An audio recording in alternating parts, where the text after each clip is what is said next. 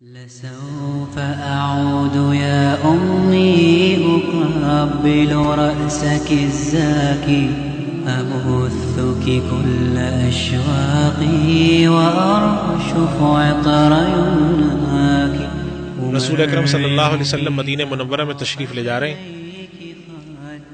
ایک جگہ ایک تاجر بیٹھے ہوئے گندم بیچ رہے ہیں. آپ صلی اللہ علیہ وسلم گزرتے ہوئے ان کی گندم میں ہاتھ ڈالتے ہیں تو اندر سے وہ تھوڑی گیلی معلوم ہوتی ہے. تو آپ فرماتے ہیں کہ یہ کیا ہے؟ تو عرض کرتے ہیں کہ اصابہ مطر یا رسول اللہ، یا رسول اللہ رات کو بارش ہو گئی تھی تو یہ گندم بھیگ گئی ہے. تو آپ نے فرمایا کہ آپ نے اس بات پہ ناراضگی کا اظہار فرمایا کہ بھئی اگر گندم بھیگ گئی ہے تو جب تم اس کو اس طرح کر کے بیچو گے، اوپر سے خشک اندر سے نم، تو جب تم اس کو تولو گے تو ہوگا کیا کہ جب وزن میں ڈالو گے تولنے کے لیے تو اگرچہ یہ وزن پہ پوری اتر رہی ہوگی مگر سبب اس کا ہوگا کہ گیلی ہونے کی وجہ سے کم مقدار چڑھ رہی ہے، وزن پورا دے رہی ہے، جو کہ نمی کا وزن آ رہا ہے. بڑی مشہور حدیث آپ نے ارشاد فرمائی تھی، من غش فلیس منا، جو دھوکہ دے وہ ہم میں سے نہیں.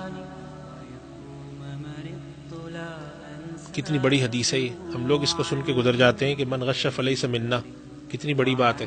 رسول اکرم صلی اللہ علیہ وسلم کی ایک حدیث ہے، الدین النصیحہ، دین نام ہے خیر خواہی کا. خیر خواہی کیا ہے؟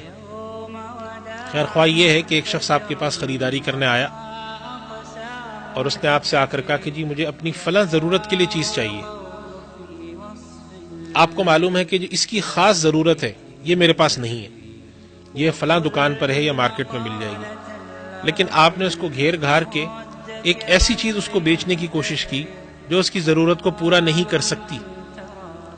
مثلا دروازے کا تالا خریدنے آیا، اس نے کہا جی میرے یہاں یہ تالا لگا ہوا ہے تو یہ تالا مجھے چاہیے، یہ خراب ہو گیا ہے، ڈور لاک جسے کہتے ہیں. آپ نے دیکھ کر اندازہ لگایا کہ یہ یہاں پر ایک دو دکانیں ہیں، پرانا ماڈل ہے، ان کے پاس مل جائے گا، عام طور پہ نہیں ملے گا. لیکن آپ نے سوچا کہ میرے پاس تو ہے نہیں تو میں اس کو کیسے بیچوں. تو آپ نے کہا دیکھیں آپ یہ والا لے جائیں، یہ بھی اسی طرح کا کام دیتا ہے، یہ تو اب آتا ہی نہیں ہے، پرانا ہو گیا، ختم ہو گیا. یہ ایک عام روش ہے جو ہمارے یہاں ہے. یہ صرف لاک بیچنے کی مثال دی ہے، ورنہ اس طرح کی دسیوں چیزیں.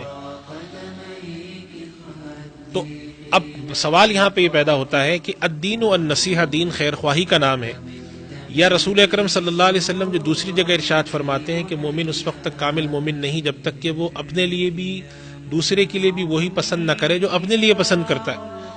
آپ ان پر معیارات پر اس کو پرکھیں تو کیا مجھے یہ بات اپنے لیے پسند آئے گی کہ اگر میں کوئی چیز لینے جاؤں اور مجھے بعد میں معلوم ہو کہ اس آدمی نے یہ چیز جو مجھے دے دی ہے یہ میرے سر پہ منڈ دی ہے، اس کے بدلے اس کے بجائے بازار میں مجھے دوسری چیز میسر تھی اور اس آدمی کو معلوم بھی تھا. کیا وجہ ہے کہ رسول اکرم صلی اللہ علیہ وسلم یہ بات فرماتے ہیں کہ سچا تاجر، دیانتدار تاجر، اللہ تعالیٰ قیامت کے دن اس کا معاملہ نبی، صدیق اور شہداء کے ساتھ فرمائیں گے.